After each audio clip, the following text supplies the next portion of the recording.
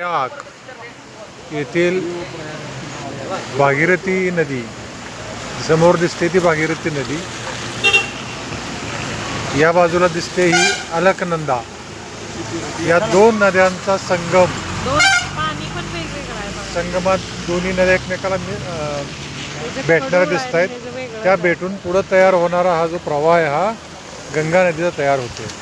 त्या देवप्रयागच्या तीरावरती सेंट्रल संस्कृत युनिव्हर्सिटीची भली मोठी इमारत उभा आहे आणि हा सारा परिसर देवप्रयाग म्हणून ओळखला जातो. या आमच्या पहिल्याच दिवसाच्या पहिल्या टप्प्यावरती हा संगम, सुरेख असा संगम पाहायला मिळाला. आमच्याबरोबर मिसेस विजय शिंदे, त्यांची मिसेस आणि मी असे आम्ही सगळेजण आज या ठिकाणी आलेलो आहोत.